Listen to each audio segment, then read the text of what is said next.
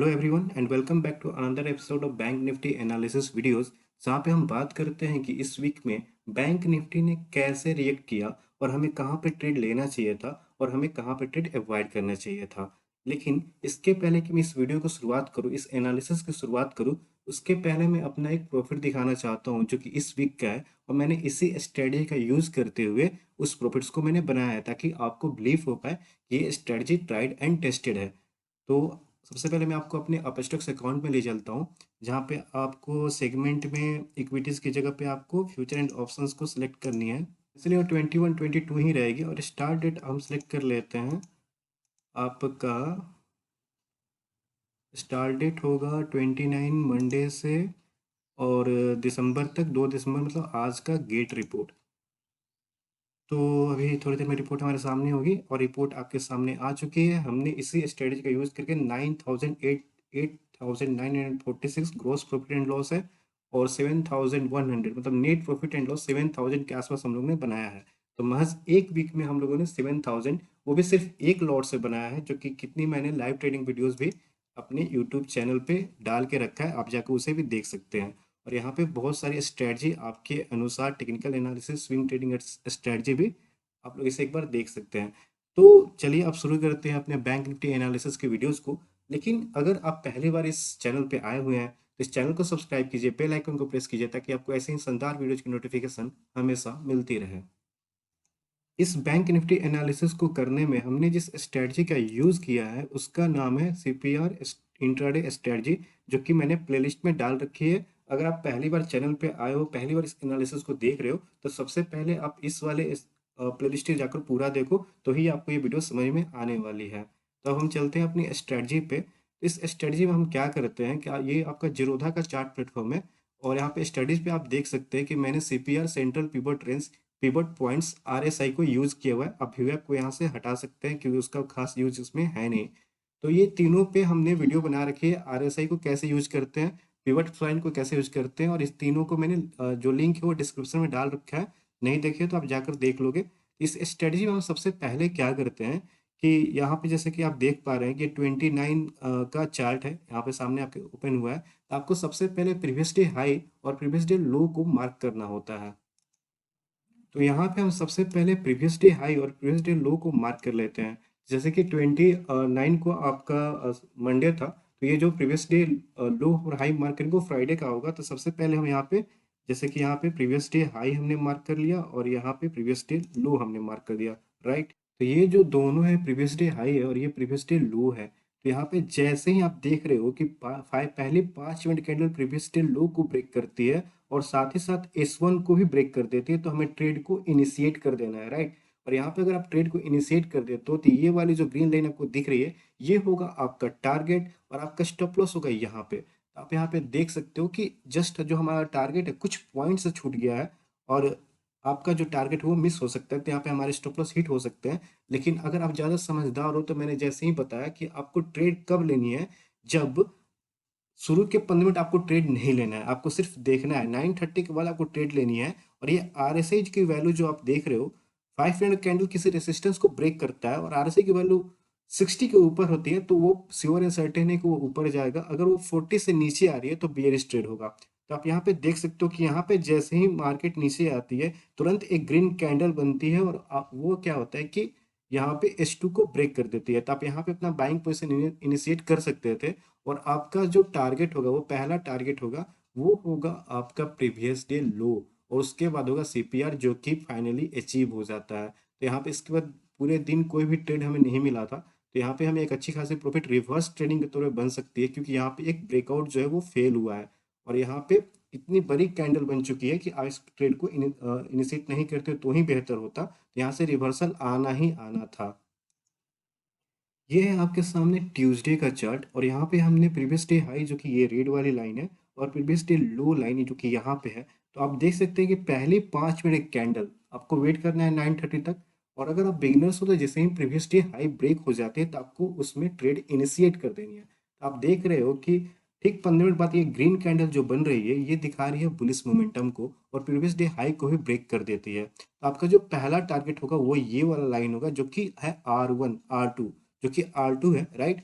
और अगर इससे भी ब्रेक कर देती है तो हमारा जो टारगेट होगा वो क्या R3 होता, लेकिन इसके बीच R2 और R3 के बीच काफी लंबा डिस्टेंस है, तो इसके हम 50% इन द सेंस कि अगर हम बात करें तो R2 जो है यहाँ पे है, करीब करीब एक सेकेंड वेट, R2 जो है 36,494 पे है और R3 जो है 36,884 पे है। इसके बीच की जो लाइन है वो हमारा टारगेट लाइन हो जाएगी, राइट। तो यहाँ पे आप सिंपली यहाँ पे एक ड्रॉ कर सकते थे और इसके बाद आप जो इसका बीच का हो जाएगा ये लाइन 400 यहाँ के आसपास कहीं आ रही है, तो ये होता हमारा टारगेट लाइन, राइट। तो यहाँ पे हमने अपना टारगेट जो अचीव किया और उसके बाद जैसे ही अगर आप पुट साइड में देख रहे हो कि पुट साइड में मुझे कहाँ बाय करनी थी, तो जैसे ही ये जो प्रीवियस डे आपका हाई बना हुआ था वो ब्रेक होता है, तैसे ही आप पुट को बाय कर सकते थे या फ्यूचर को सेल कर सकते थे और आपका जो टारगेट होता वो होता CPR,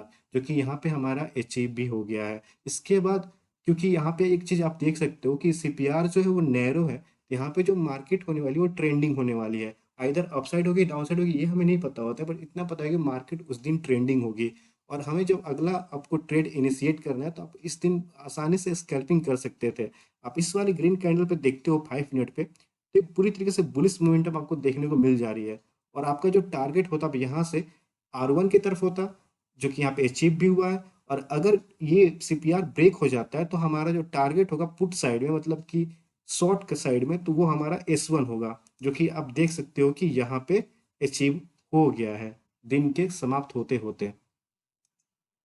ये है आपका वेंसडे का चार्ट, जहाँ पे ये वाली जो लाइन है वो प्रीवियस डे हाई है और ये वाली जो लाइन है वो प्रीवियस डे लो है। तो जब भी प्रीवियस डे हाई और प्रीवियस लो के बीच में डिस्टेंस काफी बड़ी हो तो वो जो दिन होने वाली है वो साइडवेज मार्केट रहने वाली है। और यहाँ पे आपको दूसरा इंडिकेट करता है CPR। तो CPR की अगर आप डिस्टेंस की बात करो तो ये काफी ज्यादा वाइड है, इस वजह से मार्केट आज ट्रेंडिंग नहीं होने वाली थी, तो आज ऑप्शन सेलिंग के लिए बेहतरीन दिन था। तो यहाँ पे जो बिगिनर्स है, बिगिनर्स को ट्रेड तभी लेना है जब वो प्रीवियस डे हाई या प्रीवियस डे लो को ब्रेक करे, उसके पहले कोई ट्रेड नहीं लेना है। और जो थोड़े से एक्सपर्ट हैं, जो जो ऑप्शंस बाइंग में काफी कुछ सालों से हैं, तो वो आपका CPR ब्रेकआउट पे एक ट्रेड ले सकते थे, लेकिन उसमें भी इन्होंने पूरा प्रीमियम डिके होता।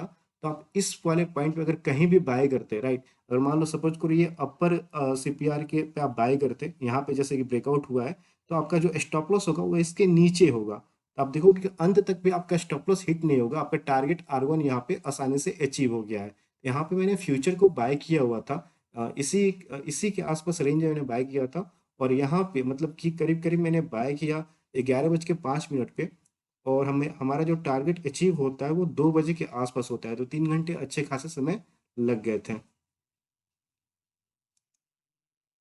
और ये है आपका थर्सडे का चार्ट और इस दिन बैंक निफ्टी जो है वो पूरे दिन ही साइडवेज रही, हालांकि निफ्टी जो थी वो ट्रेंडिंग थे। लेकिन यहाँ पे अगर आप बिगनर्स हो तो आप कहाँ पे CPR के अनुसार ट्रेड लेते जब प्रीवियस डे हाई ब्रेक होता, तो आप देख पाते हो कि यहाँ पे previous day high green candle के साथ मोमेंटम के साथ ब्रेक करती हुई नजर आती है और मैंने इस ट्रेड को इनिशिएट भी किया था बैंक निफ्टी में और तुरंत उसके बाद रिवर्सल आता है और हमारा जो स्टॉप लॉस वो हिट हो जाता है। तो यहाँ पे हमें लगता था कि 35 से 40 पॉइंट जो हमारा स्टॉप लॉस होता है वो हिट हो गया था, तो इसमें हमें लॉस बुक करना पड़ा। फिर अगले ही पल अगले मोमेंट जो प्रीवियस डे हाई ब्रेक करती है वो यहाँ पे इस कैंडल के पास ब्रेक करती है जहाँ पे हमने ट्रेड लिया हुआ था लास्ट मोमेंट पे। और यहाँ पे मैं आपको बताता हूँ कि यहाँ मैंने प्रॉफिट बुक कर ली थी इस कैंडल के पास में ही, क्योंकि मार्केट भी क्लोज होने वाली थी। तो आप देखोगे कि यहाँ पे अगर आप ट्रेड लेते हो इस वाले कैंडल पे तो 36,454 से 36,560, ओके, तो 100 पॉइंट के आसपास मैंने फ्यूचर को बाय किया था क्योंकि वो एक्सपायरी थी, तो वहाँ प्रीमियम डे के ऑप्शन में काफ़ी ज़्यादा होता है, इस वजह से मैंने फ्यूचर बाय किया हुआ था और यहाँ पे हमें कुछ बेनिफिट्स हुआ था। हालांकि निफ्टी उस दिन काफ़ी ट्रेंडिंग रही थी, मैंने निफ्टी में भी उस दिन स्कैल्पिंग किया था जिसकी लाइव वीडियो मैंने पोस्ट कर रखी है। और ये है आपका आज का दिन के चार्ट, मतलब फ्राइडे का चार्ट। यहाँ पे आप देख सकते हो कि शुरू में ही प्रीवियस डे हाई ब्रेक हो जाती है, हमें ट्रेड पे इनिशिएट कर देनी थी एज सुन एज ये ब्रेक होती है। और यहाँ पे अगर आप ट्रेड को इनिशिएट कर देते हो तो आपका पहला टारगेट R1 होता है जो उसी कैंडल में अचीव हो गया और दूसरा टारगेट जो होता हमारा ये वाला लाइन होता है जो कि R3 है। तो यहाँ पे आप आसानी से देख सकते हो कि जैसे ही 5 मिनट पे एक रेड कैंडल बनती है जिसे हम ट्विजर टॉप भी कहते हैं, ये कैंडल स्टिक पैटर्न में बता रखा है, अगर आपने वो वीडियो नहीं देखी है तो लिंक डिस्क्रिप्शन में आप जाकर देख लेना। तो यहाँ पे आप प्रॉफिट बुकिंग करते और जैसे ही यहाँ पे चूंकि तगड़ा रेसिस्टेंस भी है, अगर आप चार्ट पैटर्न भी देखते तो यहाँ से अगर आप सेल करते बैंक निफ्टी को या फिर पुट को बाय करते, तो आपका जो पहला टारगेट होता वो ये रेसिस्टेंस लाइन होती जो कि R2 है, और तुरंत उसके बाद R1 होती। इसके बाद मैंने ये दो ट्रेड एक साथ लिया था और यहाँ पे हमारी अच्छी खासी प्रॉफिट चल रही थी। इसके बाद मैंने कोई ट्रेड नहीं लिया आज के दिन में, अभी मैं वेट कर रहा हूँ कि अगर ये सीपीआर लाइन को ब्रेक कर देता है, जैसे कि अभी ये सीपीआर जोन में आ चुका है और सीपीआर को ब्रेक करता है, तो मैं यहाँ पे पुट को बाय करूंगा। S1 हमारा जो होगा टारगेट होगा, और अगर ये ब्रेक करता है तो हमारा स्टॉप लॉस होगा जो होगा इसके ऊपर होगा, और हमारा दूसरा टारगेट होगा प्रीवियस डे लो। और ये ब्रेक हो जाती है तो मार्केट आराम से नीचे आ जाएगी, लेकिन ये ब्रेक होने वाली नहीं है, तो मैं सीपीआर जोन में जब तक रहेगा ट्रेड मैं नहीं लूंगा।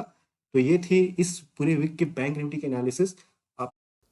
तो मैं उम्मीद करता हूँ कि आपको ये बैंक निफ्टी की एनालिसिस पसंद आई होगी, और अगर आप किसी खास टॉपिक पे वीडियो चाहते हैं तो कमेंट करके बता सकते हैं। साथ ही साथ अगर आप इस चैनल पे पहली बार आए हैं तो चैनल को सब्सक्राइब कीजिए, बेल आइकन को प्रेस कीजिए, ताकि आपको ऐसे शानदार वीडियोज़ की नोटिफिकेशन मिलती रहे।